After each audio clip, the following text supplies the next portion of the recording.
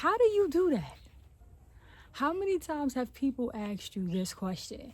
How do you do that? And your answer probably is something like, I don't know, I just do it. But what you don't realize is in that process is the magic. You may have what Bob Proctor calls unconscious competence, but you have to understand those things when somebody's asking you, how do you do that in a good context? How do you dress like that? How do you put together your outfit so well? How do you speak so well? How do you write so well? How do you rap so well? How do you sing so well? How do you cook so well? How do you make this good baked ziti so well? And all you can say is, I don't know, I just do it. No, you have to figure out your process, because in that process is the magic. How do you do that? That process is where your magic is at. A friend had asked me, Mahogany, how do you just step outside your comfort zone like that? How do you just, whenever you say something, you just do it? How do you do that? A coach asked me, Mahogany, what made you go skydiving? What was that made you do it? I said, I don't know, I just do it. She was like, no, something in you made you do that. What is it? So that probing question is very phenomenal, and that's the start to unlocking and unleashing your greatness, stepping outside your comfort zone and really understand the power you possess. So that's step one. Pay attention to what people ask. How do you do that? And then ask yourself, how do I do that? Now let's get to number two.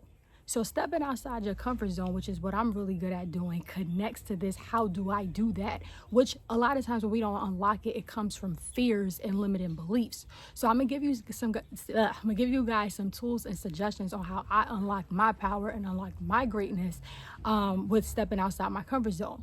So step one, I used to be extremely fearful of getting in front of the camera like this. When I was younger, I always was on YouTube. I've been a YouTuber for 12 years, and whatever I made content about was what I was into at the particular time. So I did a lot of like hamster care videos, dancing videos, what I got on my iPhone videos, but I was very far from the camera, or I was in very dark lighting, or I used my mom's grainy iPad.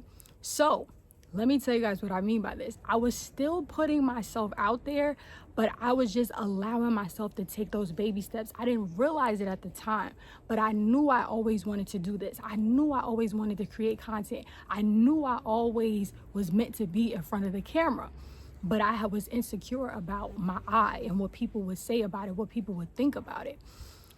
And then I just took those baby steps, and then I finally made a clear video like this. And guess what I saw? The results were astonishing. People was mind blown. I helped so many people. So imagine if I would have listened to that.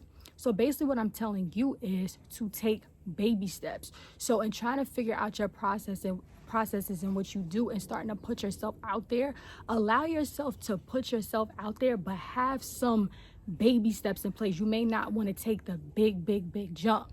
So another example like this with content, if you want to make more content, you can basically start with doing B-roll videos, which is when you kind of record in nature and then having what you want to say in the video, typed out.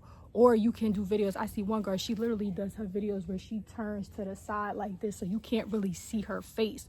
I used to do videos too where I would do a black screen and I would speak through the black screen, but you couldn't see my face. So start small, start with baby steps. The next thing I suggest, or I call it the no option. This life can make this happen, or you can make this happen. So when I do this, it's basically like I'm giving myself no other option but to do what I know I need to do.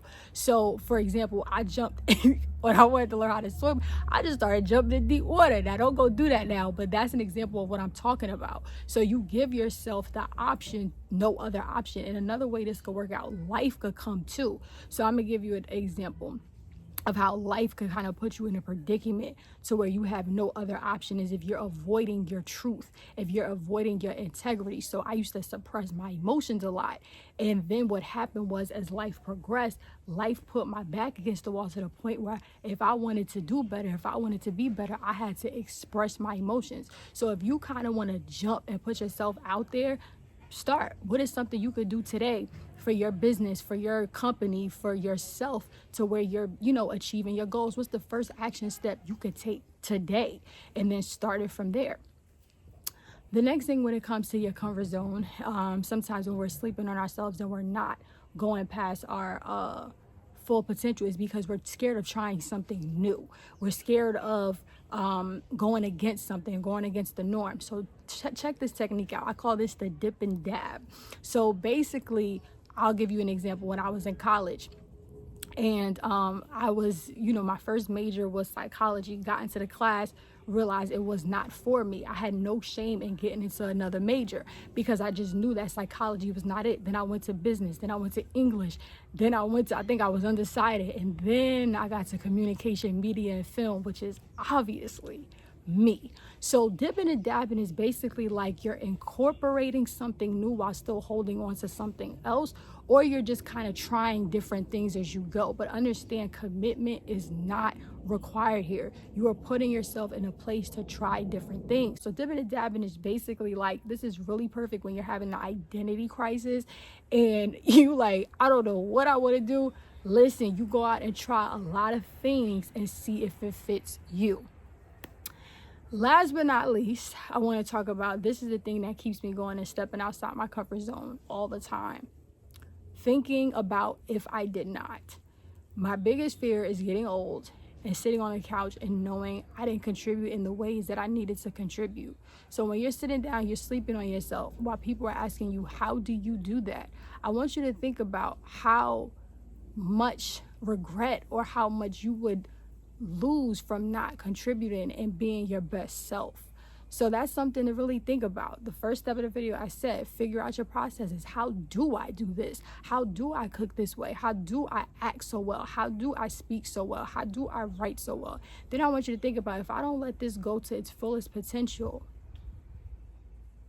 how would I be cheating myself in the world? Thank you.